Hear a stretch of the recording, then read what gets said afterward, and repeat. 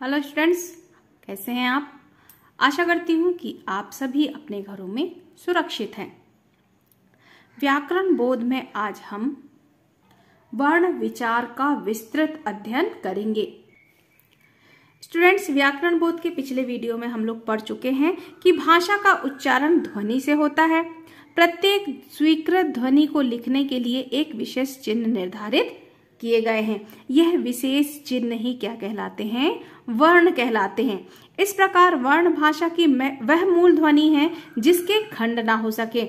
वर्णों के क्रमिक और निश्चित समूह को वर्णमाला कहते हैं, या हम ये भी कह सकते हैं कि वर्णों के क्रमबद्ध समूह को वर्णमाला कहते हैं।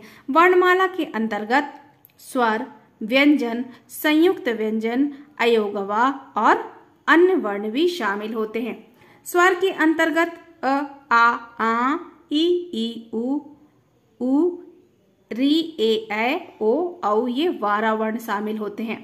ऐसे ही व्यंजन में का से लेकर हा तक 33 वर्ण शामिल होते हैं। संयुक्त व्यंजन में क्ष, त्र, ज्ञ और श्रा ये 4 वर्ण शामिल होते हैं। अयोगवा, और आहा ये 3 वर्ण होते हैं और अन्य में अड़ा और अढ़ा ये 2 वर्ण होते हैं। उच्चारण की दृष्टि से वर्णों को मुख्यतः 2 भागों में बांटा गया है। कौन कौन से? स्वर और व्यंजन। आइए देखते हैं स्वर किसे कहते हैं। प्रत्येक वर्ण को बोलते समय हमारे मुख से कुछ वायु निकलती है। जिन वर्णों के उच्चारण में मुख से निकलने वाली वायु के मार्ग में कोई भी रुकावट पैदा नहीं होती, उन वर्णों को स्वर कहते हैं। हिंदी में 12 स्वर होते हैं। कौन कौन से? अ, आ, ई, उ, री, ए, ओ, औ। ये 12 वर्ण क्या कहलाते हैं? स्वर कहलाते हैं। स्वर के भेद 2 आधारों पर किए जाते हैं। पहला, उच्चारण में लगने वाले समय के आधार पर और उच्चारण में अनुनासिकता के आधार पर। तो पहले देख लेते हैं हम उच्चारण में लगने वाले समय के आधार पर। स्वरों के निम्नलिखित 3 भेद किए गए हैं। कौन कौन से? ह्रस्व स्वर, दीर्घ स्वर और प्लुत स्वर। ह्रस्व स्वर क्या कहलाते हैं? इन स्वरों के उच्चारण में सबसे कम समय लगता है। इन्हें मूल स्वर भी कहा जाता है। ये 4 होते हैं। अ, ई, उ, री। ये कौन से स्वर कहलाते हैं? ह्रस्व स्वर कहलाते हैं।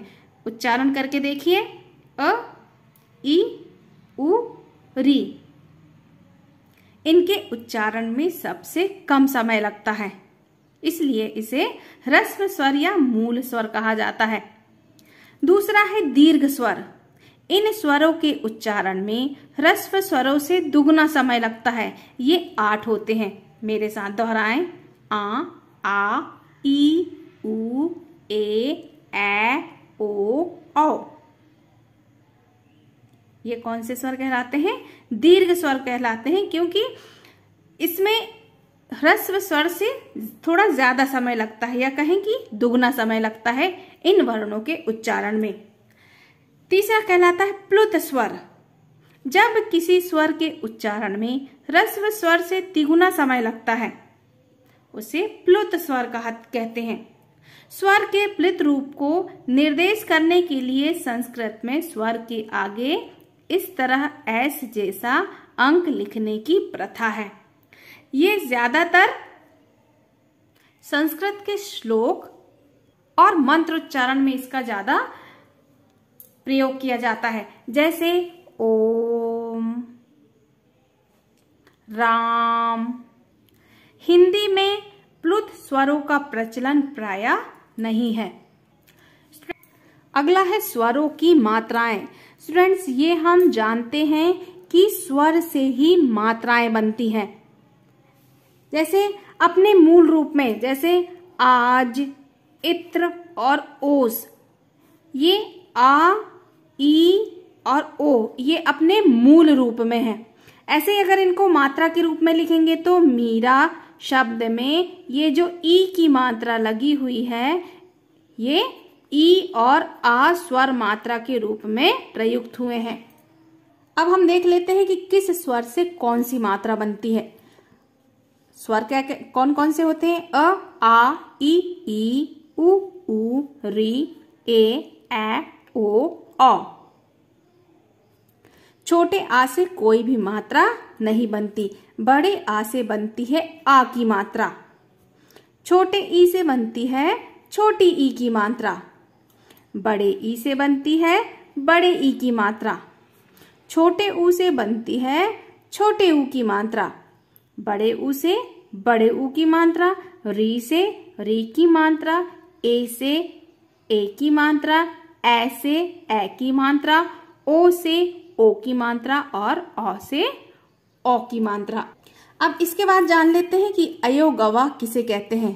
स्वर और व्यंजन के अतिरिक्त हिंदी वर्णमाला में 3 वर्ण और होते हैं। कौन कौन से? अंग, आंग, आहा। इनका तालमेल ना तो स्वर से होता है और ना ही व्यंजन से होते हैं। ये स्वरों के साथ प्रयुक्त होने से व्यंजन भी नहीं होते और स्वतंत्र रूप से प्रयुक्त होने के कारण स्वर भी नहीं कहे जाते। ये योग ना होने पर भी साथ रहने के कारण अयो गवाह कहलाते हैं। तो स्टूडेंट्स, आज के लिए इतना ही। आज का आपका होमवर्क है,